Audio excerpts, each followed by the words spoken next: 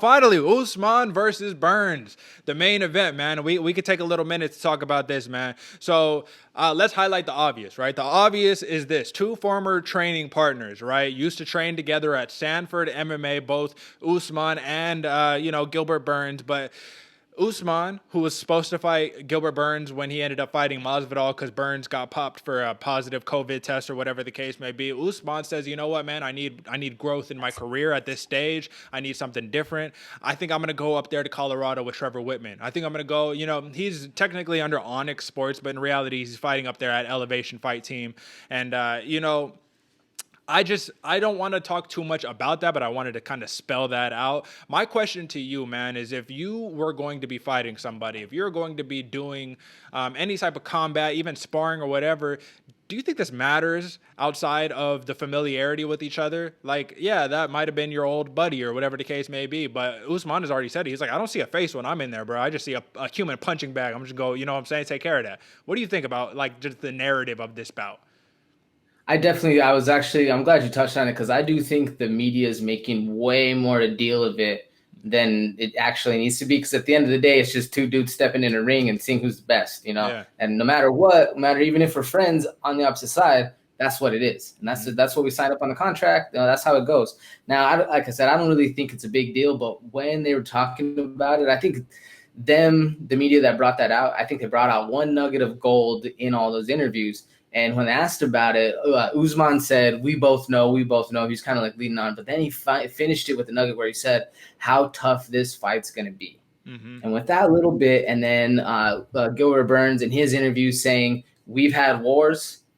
Like literally, that was like, we've had wars. I think this is going to be a dog fight, man. They both know that this is going to be something that's going to be remembered for a long time. It's going to be a dog fight of where it goes. And I really don't think Gilbert Burns was saying that the advantage that comes from that is his team knows what he's going to do. Man, your teammate isn't in there when you're battling. That's the thing. They can tell you that in the corner. They can shout from the side. But if he's still kicking you in the face, he's still punching you in the face, he's still doing it. Mm-hmm. So I really think that's not necessarily a big advantage that's going to happen. And I do think it's overplayed, to be honest with you.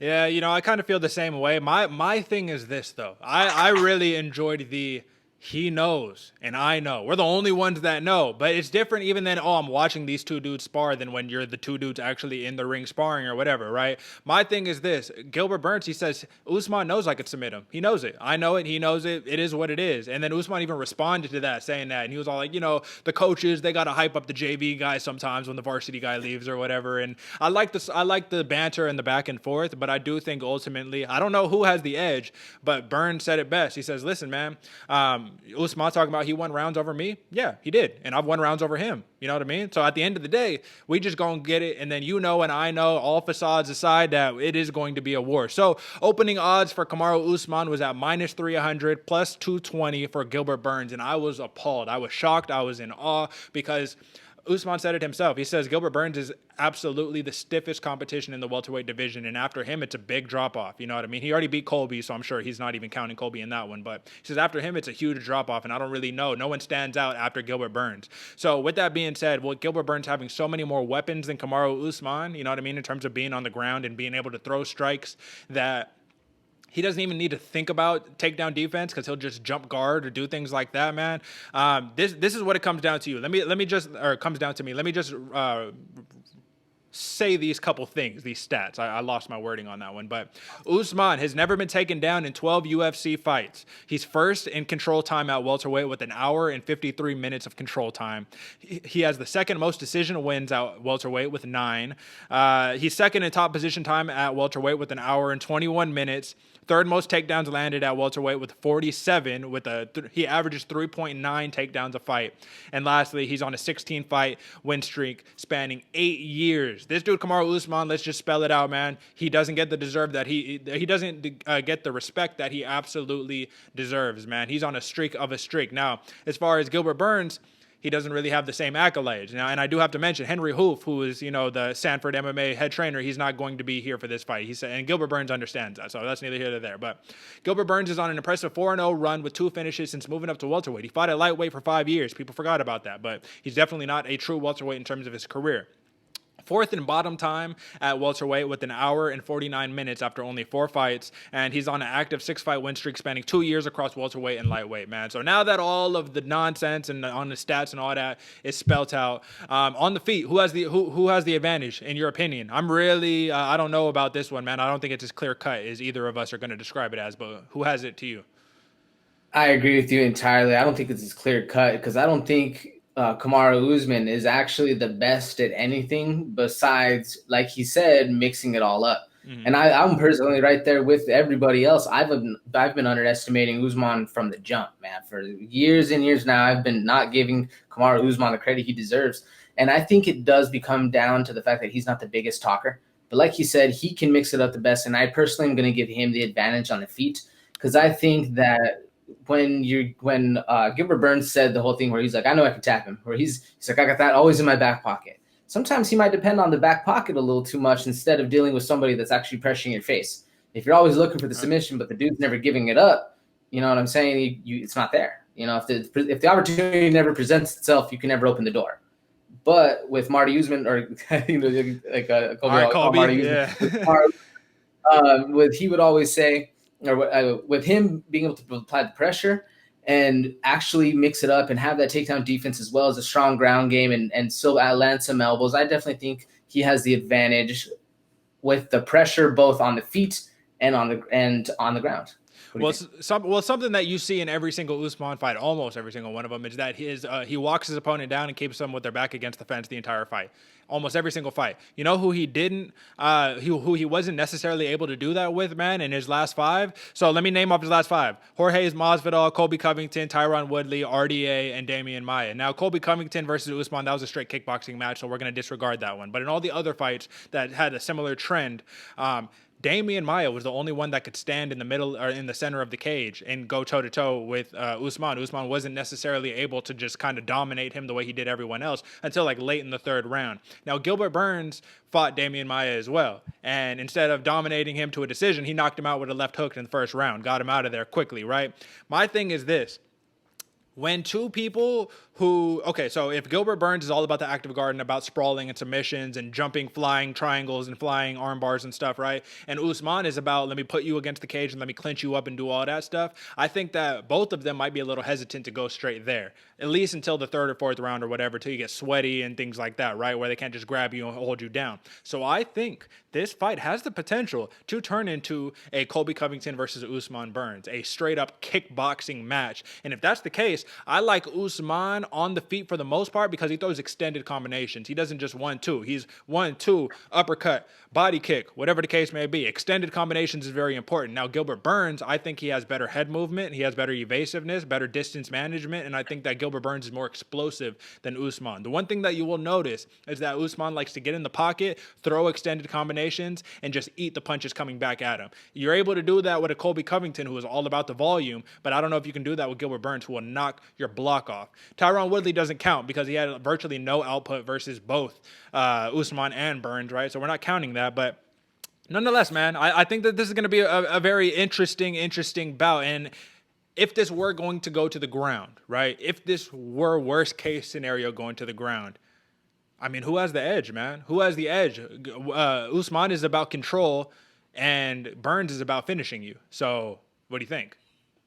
Yeah, that's. I mean, personally, I think my biggest thing is with how their styles negate each other. I think it's going to end up on the feet. And you bringing up the thing about Damian Maia, that's very telling because of how good Damian Maia is on the ground. They were able to stand up and make stuff. So I think it's going to end up very exciting for us as fans. But who has the advantage on the feet? It's an interesting question because Usman is looking for pressure from the top the whole time, looking to control and win the round by the judge's decision, by a popular opinion. Whereas, you get a little tired in there, 4th, 5th rounds. Burns, he's still controlled, not necessarily hurt. He's looking for submissions all the time, jumping for triangles, like you said.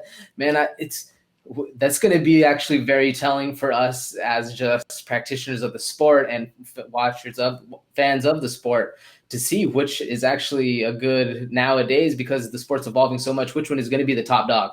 It's going to be cool. It's going to be interesting to see if wrestling no longer controls the ground from the top. If somebody who's a seasoned veteran wrestler like Kamaru Usman and who's made a career off of that ground game pressure, holding people down, beating them up, and then winning the fight, goes against, and Gilbert Burns is actually able to tap him out now with how expansive the Brazilian Jiu-Jitsu game has become. That's going to be very telling for how much growth the whole sport has had. So it's going to be interesting. I don't necessarily know who has the advantage right there.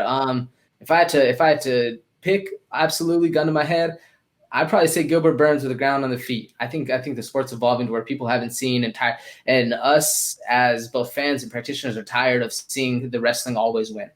I agree with you. I totally agree with you, man. And that's what I was gonna say. I was that Usman has great chain wrestling and Burns has a great chain grappling, right? So he'll shoot 3, 4, 5 different submissions all in a sprawl, where Usman will just put you on your back and hold you there, right? But listen, man, let's just know, because if people think Usman's a slouch on the ground, dude's a BJJ black belt. The only difference is Burns is a 2nd degree BJJ black belt. Both have wins over Damian Maia, who's a 4th degree BJJ black belt. So it's like, listen, man, everybody's good at this level, man. You the best of the best. Everybody's good.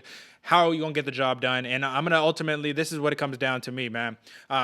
Both of these fighters have weaknesses. In my opinion, for Usman, his 2 weaknesses, lack of head movement and his lack of checking kicks. Gilbert Burns has great calf kicks, body kicks, all of that good stuff, and it will be there if Usman does not check. Now for Burns, his gas tank past the 3rd round is something that you really need to keep an eye on, man. You know, Usman is a 5-round cardio machine.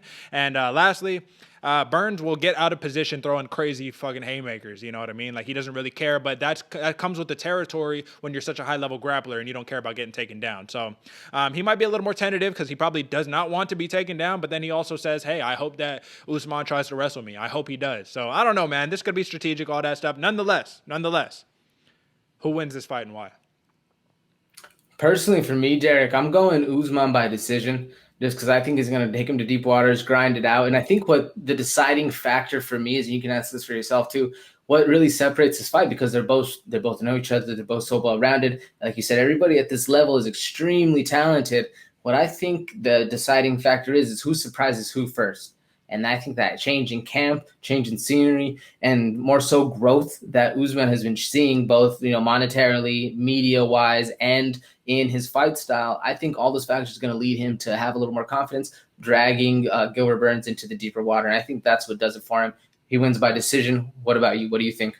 So my deciding factor for this one is, where does it go? Because if it goes to a decision, I totally got to go with Kamaru Usman, right? I mean, the odds are literally in your favor. 9 of 12 fights have been won by decision, but then that's the other issue. You going to let the judges every single time? You going to let them take care of it? Gilbert Burns spelled it out perfectly.